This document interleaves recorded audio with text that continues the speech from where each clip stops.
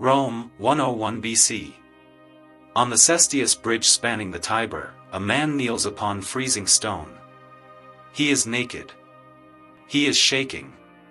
He has just killed his own mother. The executioners step forward carrying a leather sack, though it is far from empty. Inside, alive and thrashing, are a dog, a rooster, a monkey, and a viper, all forced together.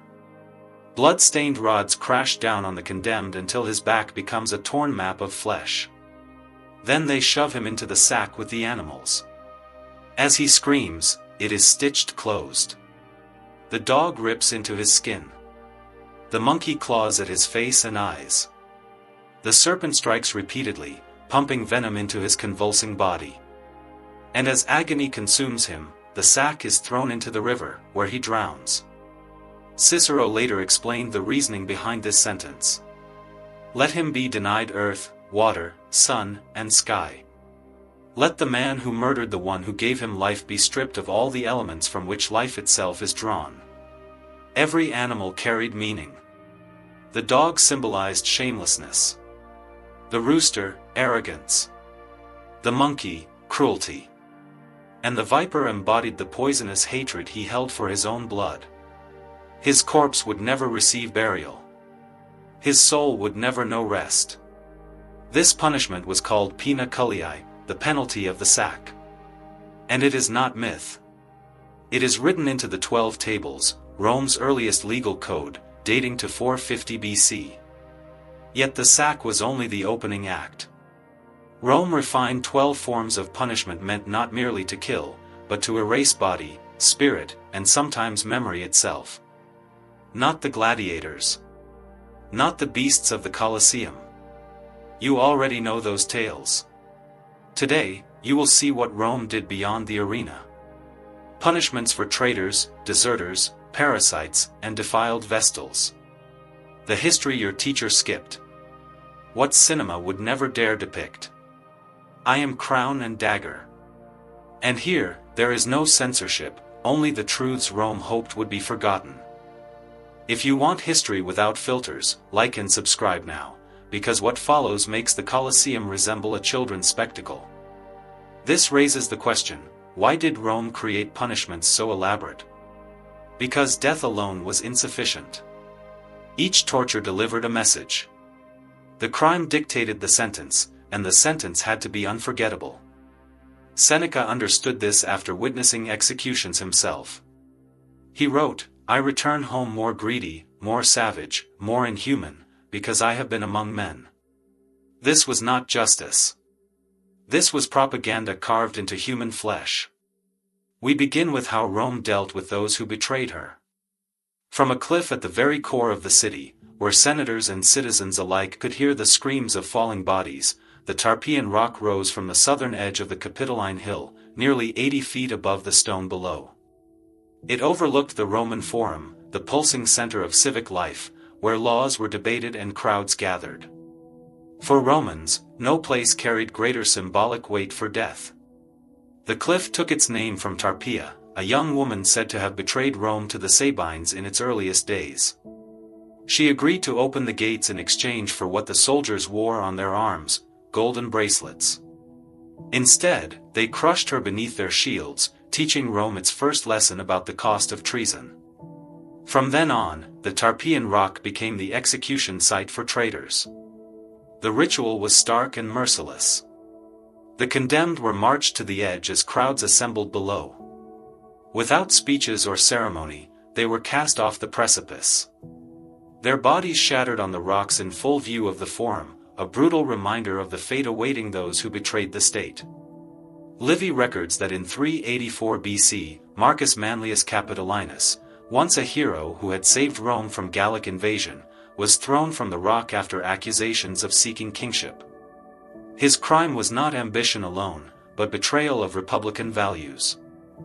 The symbolism was precise and devastating. Traitors were physically expelled from the heart of Roman society. Their remains were left exposed, denied burial, and therefore denied peace beyond death. Archaeological evidence indicates that so many bodies accumulated below the cliff over centuries that the area required periodic clearing. Emperor Claudius reportedly attended these executions himself, taking what Seneca described as a twisted fascination in examining how the corpses landed. But the Tarpian rock was reserved for Roman citizens who turned against Rome. For slaves, foreigners, and the lowest criminals, there was something far slower and more excruciating: crucifixion. So horrific was this punishment that Roman citizens were legally exempt from it. It was reserved for those Rome considered beneath human dignity: slaves, pirates, rebels, and enemies of the state. The process began with stripping the victim naked and scourging them with whips embedded with metal and bone until their backs were destroyed beyond recognition. They were then forced to carry the crossbeam, the patibulum, through the streets to the execution site, stumbling under its weight as crowds mocked, spat, and jeered. Once there, executioners drove iron nails through wrists and feet, or bound the body with ropes designed to extend suffering. The cross was raised, and the victim left to die. Death came slowly, usually by exhaustion and suffocation, as the condemned struggled upward to breathe. It could take hours, sometimes days. Roman executioners perfected methods to prolong agony, including a small seat, called a saddle, that prevented rapid suffocation. Seneca wrote of what he witnessed: "I see crosses there, not of one kind but many. Some victims hang head down. Some are impaled through their private parts. Others have their arms stretched wide." The most infamous mass crucifixion followed the defeat of Spartacus' slave rebellion in 71 BC. General Marcus Licinius Crassus ordered roughly 6,000 rebels crucified along the Appian Way, the main road from Rome to Capua. For over 200 kilometers, travelers passed rows of dying men, their torment deliberately extended by skilled executioners. Plutarch recorded that the bodies remained until they decayed entirely, a warning that endured long after the screams had faded. The message was clear: this is the fate of those who raise arms against Rome. Yet while crucifixion punished enemies, Rome reserved a different horror for its own soldiers who failed her. A punishment that forced brothers to kill brothers. Decimation. The term comes from the Latin decimus, to take a tenth. When a legion displayed cowardice, mutiny, or catastrophic failure, it faced a collective sentence engineered for maximum psychological destruction. Soldiers were divided into groups of 10, men who had trained, eaten, and fought together for years. Lots were drawn. The one who drew the shortest straw was beaten to death by the other 9. Not by executioners. By comrades. Clubs and stones fell again and again on a man they once called brother until his skull split and his body lay still. The centurion Titus Pullo described it as a lesson written in blood, one no soldier ever needed repeated. Those who survived endured further disgrace. They were forced to camp outside the fortifications and survive on barley instead of wheat, marking them as dishonored men unworthy of full Roman rations. One of the best documented cases occurred in 71 BC, the same year Spartacus fell. A legion under Mummius disobeyed orders, engaged the rebels, and was defeated. Crassus revived this ancient punishment, long unused. 500 men were killed by their own comrades that day, their screams echoing through the camp, a warning to every legion that followed. The military author Fontinus observed that legions subjected to decimation frequently emerged as some of Rome's most ferocious warriors in later campaigns, driven by a desperate need to erase the shame of their punishment and redeem their honor. The poet Lucan captured this terror in his epic Pharsalia. Fate itself became judge and executioner, as death hinged entirely on the blind chance of the lot. The psychological toll was so extreme that some soldiers, according to reports, chose suicide rather than take part in the slaughter of their own brothers. Others swore blood oaths, vowing that none would survive if one among them drew the fatal mark. These were frantic efforts to preserve a shred of humanity inside a system designed to strip it away. Yet as horrific as decimation was, it still spared 9 out of every 10 men. For individual failures in the ranks, Rome devised a punishment that offered no hope at all. Fustuarium, the penalty of the clubs, was reserved for soldiers who deserted their post, lost their weapons, or displayed personal cowardice in combat. The condemned was brought before the assembled legion, every man he had fought beside compelled to watch. A tribune would tap him lightly with a cudgel, a ritual gesture that signaled what followed. Instantly, the legion descended upon him with stones and clubs. The military writer Vegetius recorded that this terror was so absolute that facing the enemy seemed less frightening than the certainty of death delivered by one's own comrades. Polybius, writing in the 2nd century BC, described the aftermath. Even those who managed to flee were not truly saved. They were forbidden to return home, and no member of their family would dare offer them shelter. The public spectacle was essential. It forced soldiers to take part in the killing, binding them through shared guilt. After witnessing, or committing, such violence, desertion became unthinkable. Pause for a moment and reflect on what we've already seen. Traitors hurled from cliffs. Rebels crucified by the thousands. Soldiers beating fellow soldiers to death under decimation. Individual cowards clubbed by their own legions under fustuarium. And this is only the 4th method. Which of these punishments disturbs you most? The randomness of decimation? The slow torment of crucifixion? Or the symbolic terror of the Tarpian rock? Leave your answer in the comments. I want to know where you draw the line, and we haven't even reached the arena yet.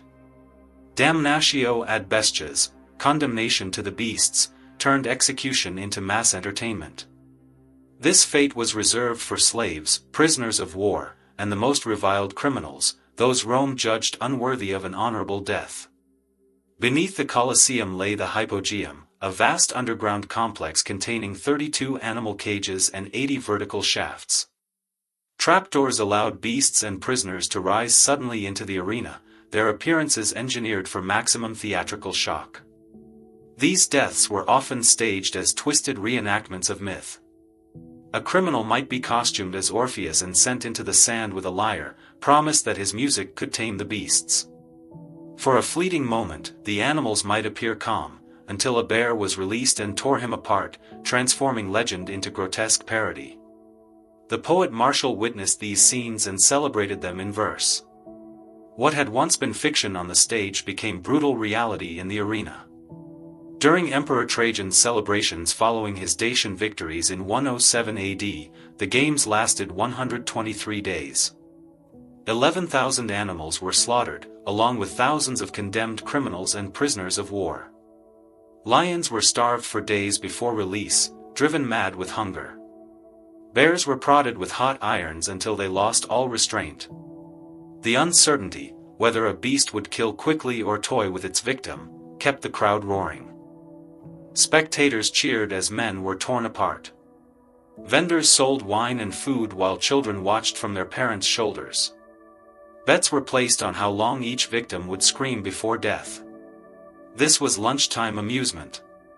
Equally theatrical, and perhaps even more horrifying, was vivicremation, death by burning alive.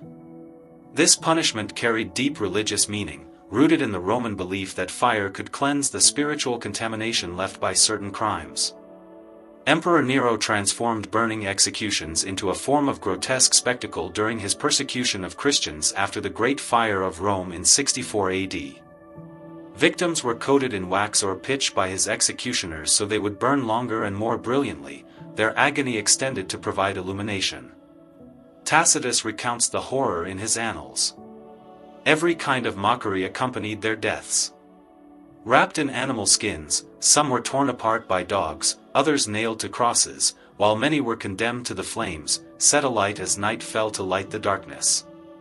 These figures, later known as human torches, illuminated Nero's gardens as he drove his chariot among them, at once spectator, performer, and executioner. The location of these burnings, Nero's gardens on Vatican Hill, would later become the site of St. Peter's Basilica, transforming a ground of Christian martyrdom into the holiest place in Christianity. For crimes demanding spectacular destruction of the body, Rome employed pulveratio, death by crushing. Elephants, trained to kill with agonizing precision, became tools of exotic execution. Pliny the Elder described their abilities. They could be taught to walk tightropes, hurl projectiles, and even kill on command, crushing a man piece by piece at the signal of their handler. This carefully controlled violence allowed executions to be extended for maximum entertainment. The condemned were often forced to fight the beasts with pitiful weapons before inevitably being crushed beneath feet capable of exerting thousands of pounds of pressure. During the Punic Wars, captured Carthaginian generals were executed beneath the very war elephants they had once commanded against Rome. Some prisoners were dressed in enemy armor, allowing elephants trained to attack certain colors to reenact miniature versions of Roman victories on the battlefield. The writer Aelian recorded an execution that did not proceed as planned. An elephant refused to kill a condemned man who had once served as its keeper, trumpeting loudly in protest. Moved by this display of loyalty, the crowd demanded mercy. Emperor Claudius, though reluctant, granted the pardon, revealing how execution as entertainment could, on rare occasions, produce unexpected compassion. Yet for those Rome truly wished to erase, death alone was not enough. Something deeper had to be destroyed. Memory itself. Damnatio memoriae. Condemnation of memory struck at what Romans feared more than death, oblivion. When the Senate decreed this punishment, it ordered the systematic erasure of the condemned from history. Statues were smashed or recarved with new faces. Names were chiseled from inscriptions. Wills were annulled. Even speaking the person's name could become a crime. The poet Horace captured Rome's obsession with legacy when he wrote Non omnis morior, I shall not wholly die, expressing the hope that his works would outlive him. Damnatio memoriae was designed to extinguish precisely that hope. Emperor Domitian suffered this fate after his assassination in 96 AD. The Senate ordered his statues destroyed or altered, his name scraped from monuments, his coins melted down. Officials worked meticulously to remove every trace of his existence, as though he had never ruled Rome at all. Archaeological evidence of this erasure remains visible today. In the Roman Forum, inscriptions once bearing Domitian's name show unmistakable signs of deliberate defacement. The paradox is chilling. We know of these erased individuals because the attempt to remove them was so complete it became remarkable. Their absence itself became a form of presence. We now return to where we began, with the full horror revealed. Poena Cullei, the punishment of the sack, was reserved almost exclusively for parricides, those who murdered their parents or close kin. For Romans, this crime was the ultimate violation of pietas, the sacred duty owed to family and ancestors. The ritual traced back to the 12 Tables, Rome's earliest legal code. The condemned was first beaten with blood-soaked rods, then sewn into a leather sack along with 4 symbolic animals, a dog for shamelessness, a rooster for arrogance, a monkey for malice, and a viper for venomous hatred. This macabre bundle was then thrown into the Tiber River or the sea. The punishment denied the criminal contact with the fundamental elements of creation. No earth for burial. No air to breathe. No water to drink. Sealed inside the sack, the condemned was symbolically removed from the light of the sun itself. Cicero, arguing a famous parricide case, explained the philosophy. They wished him to possess neither sky, nor sun, nor water, nor earth, so that the man who destroyed the life that gave him birth would be deprived of all things from which life is sustained. In death, the condemned was given a perverse new family, trapped eternally with beasts rather than the honored ancestors he had betrayed. While Poena Cullei emerged from Roman tradition, scaphism was a torture adopted from the Persians and adapted for Roman use. It was reserved for crimes believed to endanger the entire community, such as sacrilege or betrayal of military secrets. The condemned was stripped naked and bound between 2 boats or hollowed logs, with head, hands, and feet protruding. Force-fed milk and honey, they soon developed severe diarrhea. Their exposed flesh was then smeared with honey to attract insects. Left floating on stagnant water, immobilized, covered in their own filth, the victim was slowly eaten alive by insects, remaining conscious as death arrived not in moments, but over days. Death might stretch on for weeks. The Roman historian Plutarch recounted the execution of a soldier named Mithridates under this method, observing that he astonishingly endured for 17 days before death finally overtook him. Often, the threat alone was enough. When Emperor Aurelian captured Queen Zenobia of Palmyra after her rebellion in 270 AD, he warned her that this fate awaited her. The famously defiant queen immediately yielded to Roman authority, selecting a life of comfortable exile rather than facing such terror.